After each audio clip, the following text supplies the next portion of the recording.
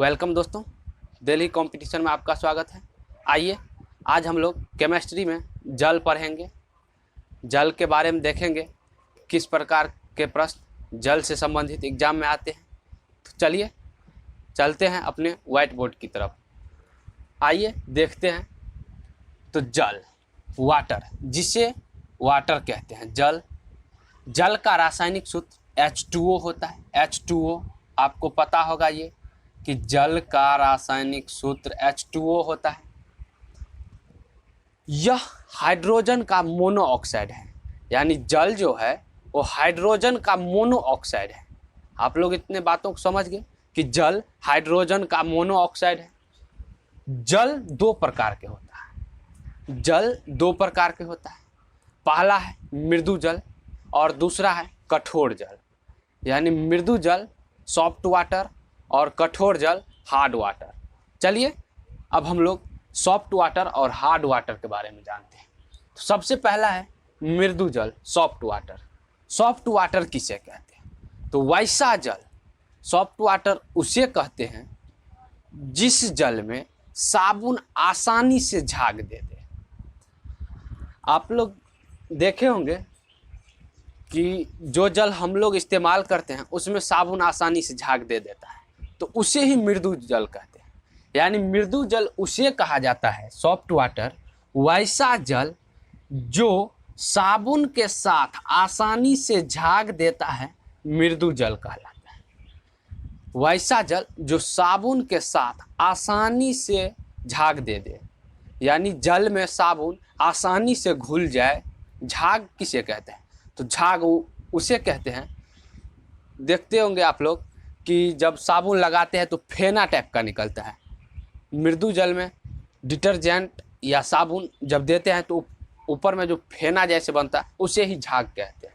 तो आप लोग इतना समझ गए कि मृदु जल किसे कहते हैं, सॉफ्ट वाटर किसे कहते हैं। तो वैसा जल जो साबुन के साथ आसानी से झाग दे दे, मृदु जल कहलाता है। आप लोग समझ गए, कोई डाउट नहीं है मृदु जल के बारे में। चलिए इसके बाद है कठोर जल, हार्ड वाटर।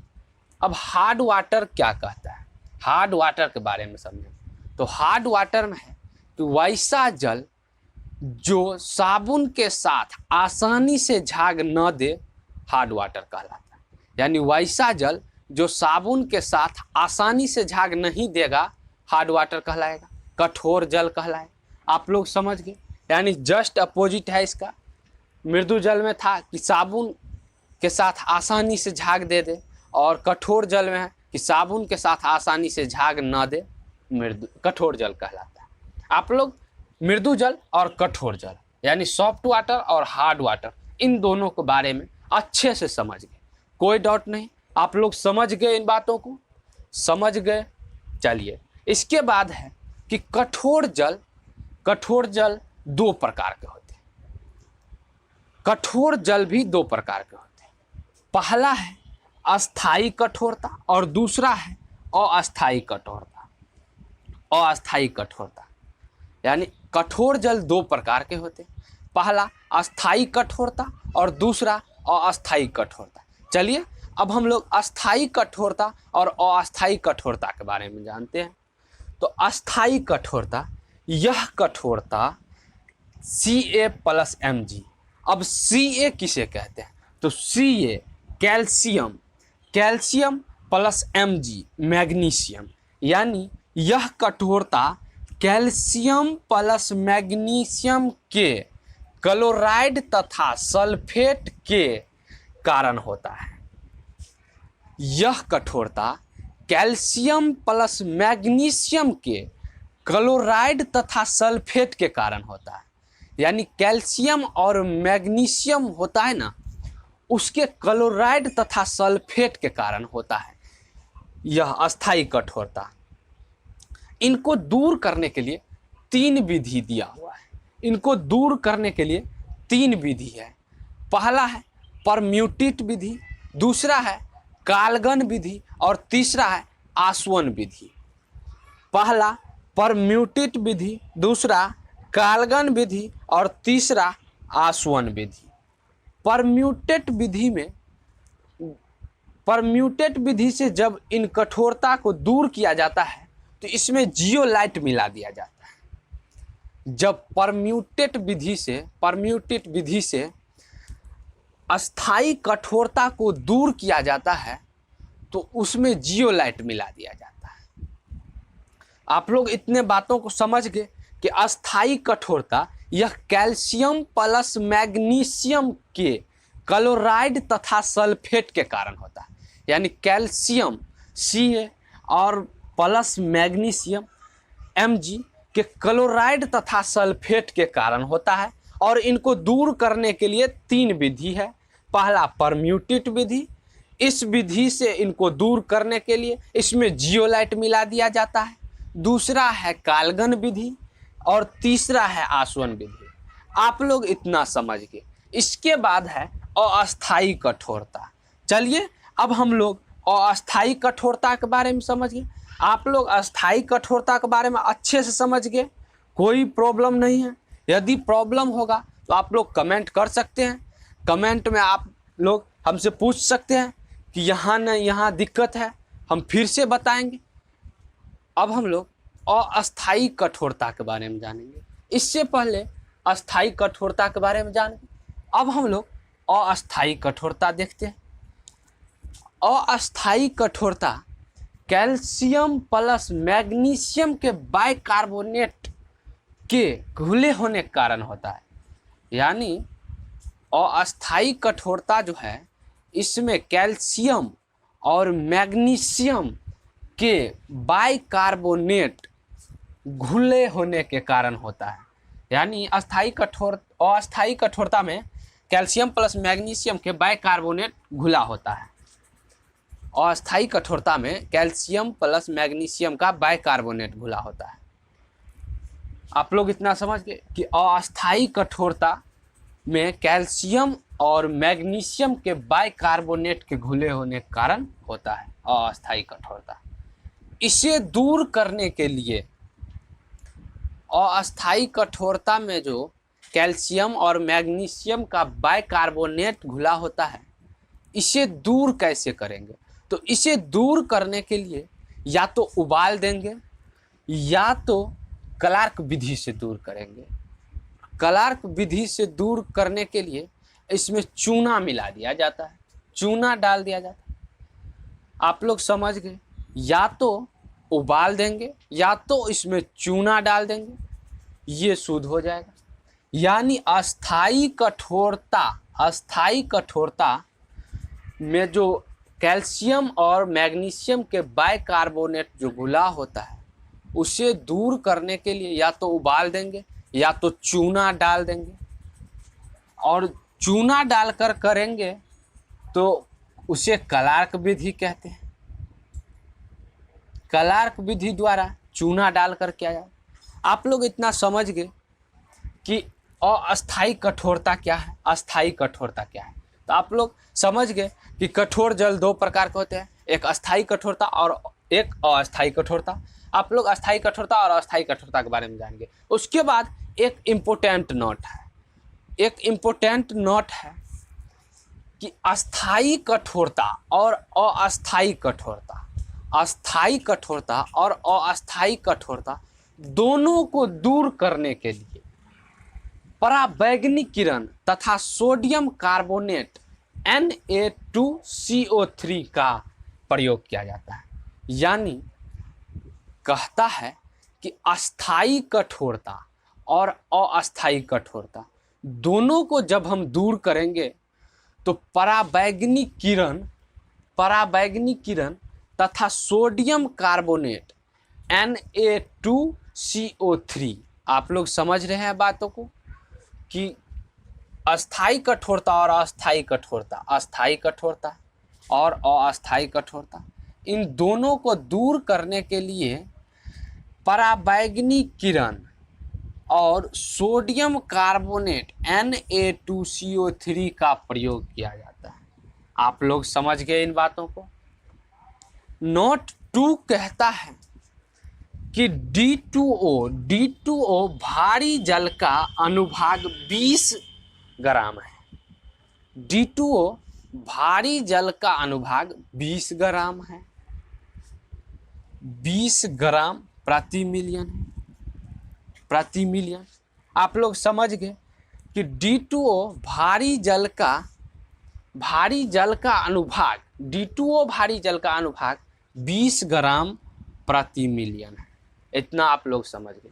उसके बाद है आसुत जल, जिसे डिस्टिल्ड वाटर कहते हैं, डिस्टिल्ड वाटर कहते हैं।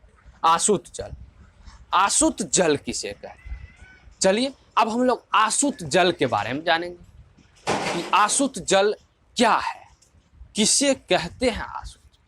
तो आसुत जल यह जल का शुद्धतम रूप होता है। आसुत जल जल का शुद्धतम रूप होता है, लेकिन इसका ppm 0 होता है। यह जल का शुद्धतम रूप होता है, लेकिन इसका ppm 0 होता है। ppm का मतलब पार्टिकल पर मिलियन, पार्टिकल पर मिलियन, पार्टिकल पर मिलियन। यह जल का शुद्धतम रूप होता है, इसमें 0 ppm होता है। यह जल पीने के लिए नहीं होता है। आसुत जल जो होता है उसे पिया नहीं जाता है। हम या आप आसुत जल पीते नहीं हैं, क्योंकि इसमें कोई खनिज नहीं होता है। आसुत जल में कोई खनिज नहीं होता, इसका पार्टिकल पर मिलियन 0 होता है। और जो जल हम लोग पीते हैं उसका पार्टिकल पर मिलियन यानी ppm 300 से 600 होता है। आप लोग समझ रहे हैं बातों को कि आसुत जल का ppm 0 होता है, और जो जल हम लोग पीते हैं उनका ppm 300 से 600 होता है, पार्टिकल पर मिलियन। आप लोग समझ रहे हैं इन बातों को? आप लोग समझ गए होंगे कि पीने वाला जल का ppm 300 से 600 होता है। पीने वाला जल का ppm 300 से 600 होता है। उसके बाद है कि आसुत जल विद्युत का कुचालक होता है। आसुत जल विद्युत का कुचालक होता है। आसुत जल आसवन विधि के द्वारा प्राप्त किया जाता है। आसुत जल विद्युत का क्या होता है? आसुत जल विद्युत का कुचालक होता है। एग्जाम में आ जाता है कि आसुत जल विद्युत का क्या होता है। ऑप्शन दे देगा 4 गो, कुचालक, सुचालक और 2 कुछ दे देगा ऑप्शन। आप लोग फंस जाइएगा। तो इसीलिए इसको याद रखिए कि आसुत जल विद्युत का कुचालक होता है। और आसुत जल प्राप्त कैसे किया जाता है? एग्जाम में आएगा कि आसुत जल कैसे प्राप्त किया जाता है। तो आसुत जल आसवन विधि द्वारा प्राप्त किया जाता है। आसुत जल आसवन विधि द्वारा प्राप्त किया जाता है। आप लोग इतना बातों को समझ गए। तो चलिए हम इससे आगे देखते हैं। आइए अब एक नोट है, इनके बारे में देखते हैं। नोट नंबर 3 है। इनसे पहले 2 नोट को हम लोग अच्छे से जान गए, समझ गए उन 2 नोटों में क्या कहा था। अब तीसरा नोट है। इन नोटों में कह रहा है कि वर्षा का जल शुद्ध होता है। इन नोटों में कह रहा है कि वर्षा का जल शुद्ध होता है, लेकिन वायुमंडल में जो धूलकण जमा रहता है, वायुमंडल में जो धूलकण सब रहता है, उन धूलकण के घुल जाने के कारण अशुद्ध हो जाता है। आप लोग समझे कि नहीं समझे? कहता है कि वर्षा का जल शुद्ध होता है, लेकिन वायुमंडल में धूलकण को घुल जाने के कारण ये अशुद्ध हो जाता है। वर्षा का जल शुद्ध होता है, लेकिन वायुमंडल में मौजूद धूलकण के घुल जाने के कारण अशुद्ध हो जाता है। आप लोग इतना समझ गए नोट के बारे में कि वर्षा का जल अशुद्ध होता है। शुद्ध तो होता है, लेकिन वायुमंडल में जो धूलकण जमा रहता है उनको घुल जाने के कारण यह अशुद्ध हो जाता है। आप लोग इतना समझ गए। चलिए इसके बाद है संघनन। संघनन के बारे में जानते हैं कि संघनन क्या है, वाष्पीकरण क्या है, इन सब के बारे में जानते हैं। तो आइए, संघनन वाष्प का पुनः द्रव अवस्था में लौट आना।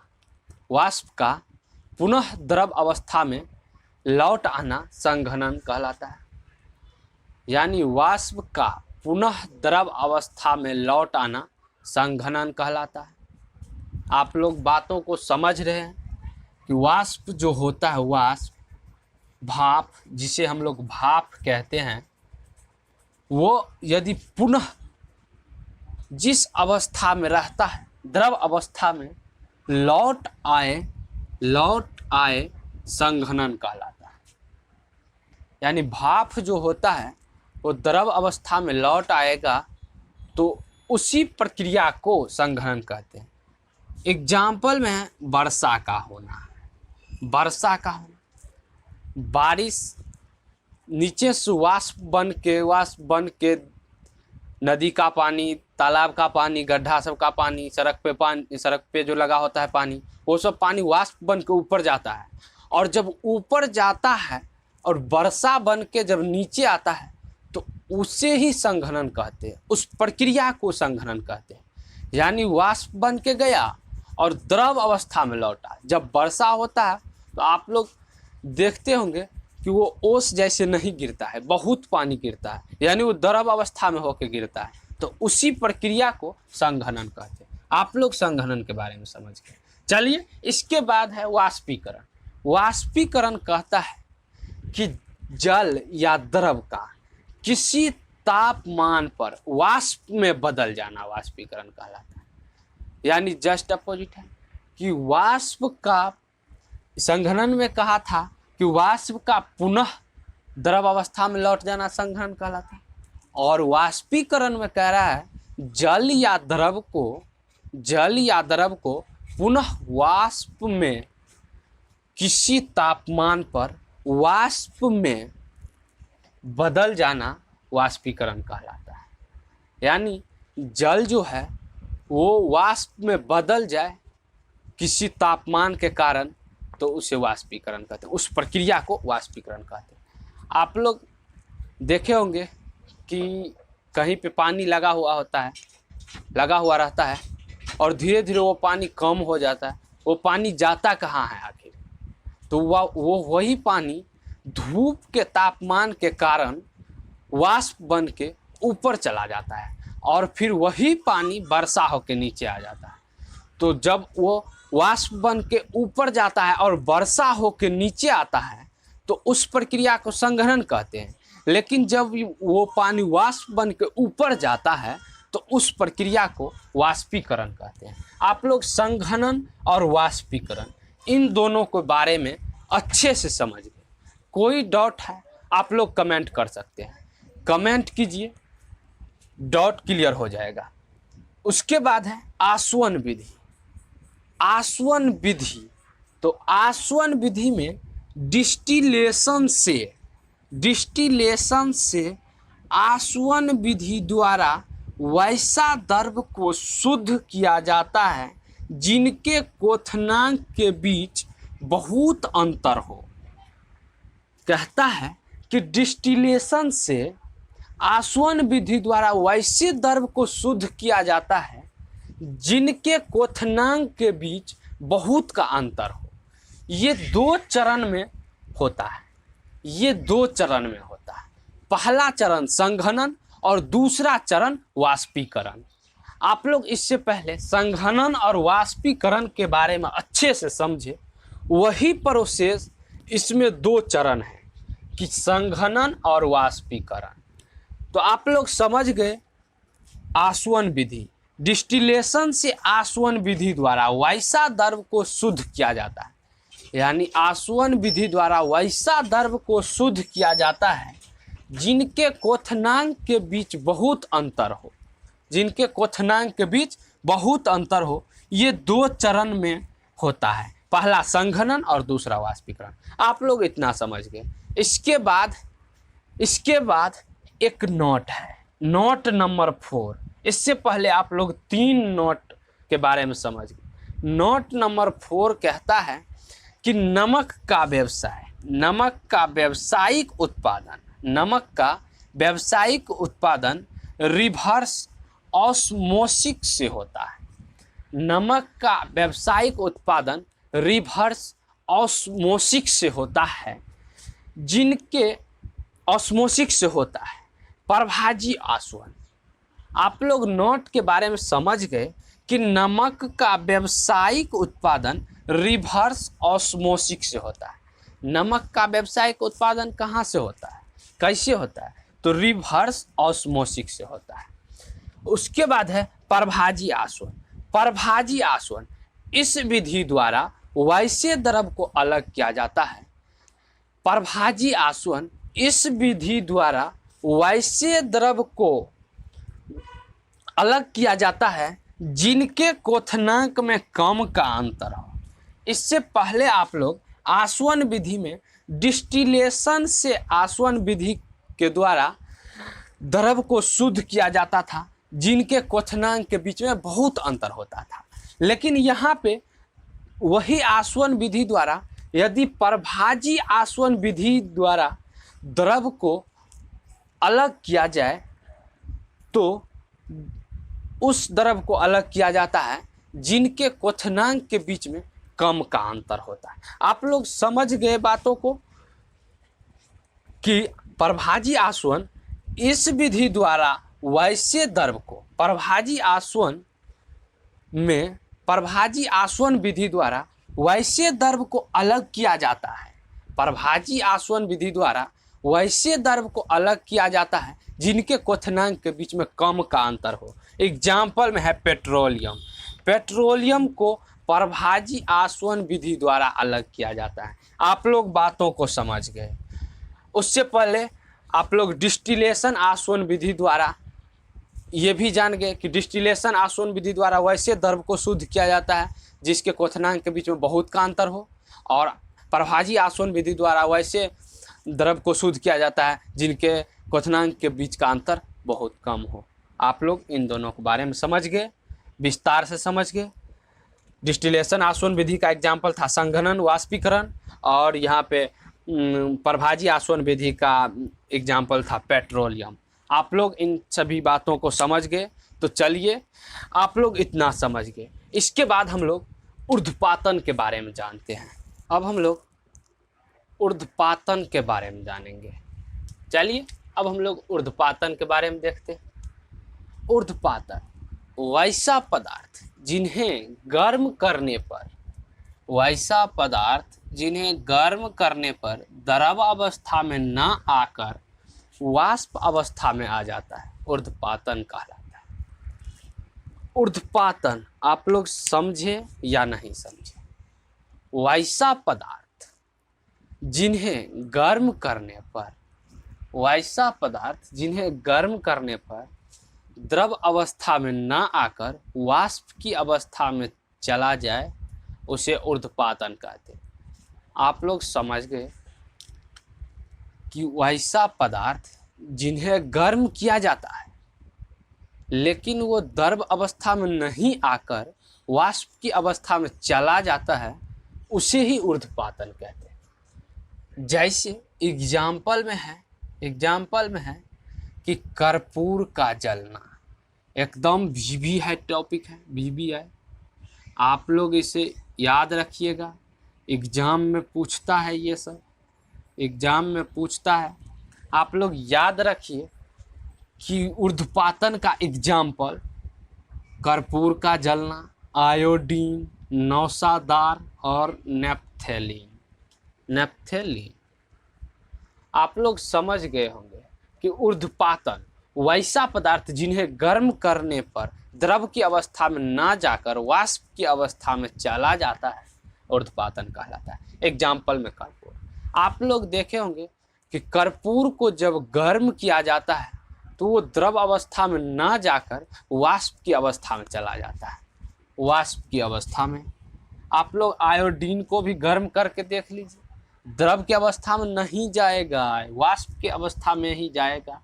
नौसादार पदार्थ को देख लीजिए, द्रव की अवस्था में नहीं जाएगा। और नेप्थेलीन, ये भी द्रव की अवस्था में नहीं जाएगा, गर्म करने पर ये वाष्प की अवस्था में चला जाएगा। तो इन चार एग्जाम्पल को अच्छा से याद रखिए। ये एग्जाम में बहुत बार आया है कि वैसा पदार्थ क्या है जिसे गर्म करने पर द्रव अवस्था में ना आकर वाष्प की अवस्था में चला जाता है, तो आप लोग इन चारों में से कोई सा भी ऑप्शन में आए आप लोग मार सकते हैं। चलिए, आप लोग इतना समझ गए ऊर्ध्वपातन के बारे में। अब एक नोट है, इम्पोर्टेंट नोट है, सबसे महत्वपूर्ण नोट इस चैप्टर का, नोट नंबर 5। इससे पहले 4 नोट आप लोग देख चुके, समझ चुके, अब 5वां नोट देखेंगे। चलिए हम लोग नोट के बारे में जानते हैं। क्या दिया हुआ है?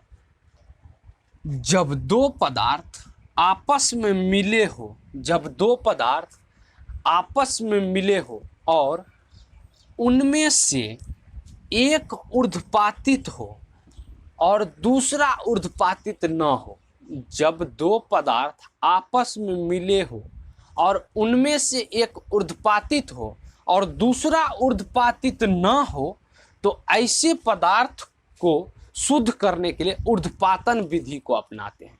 आप लोग बातों को समझ गए होंगे कि नोट क्या कह रहा है।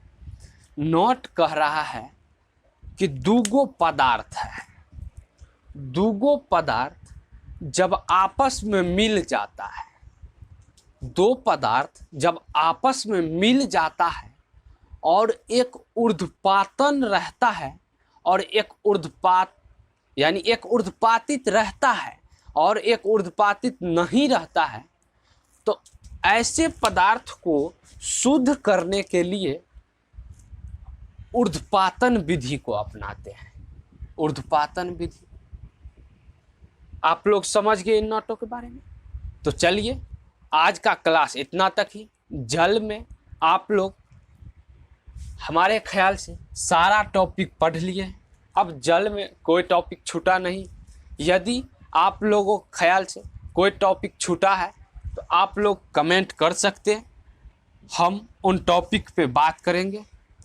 तो आज का क्लास इतना पर ही ख़त्म हुआ।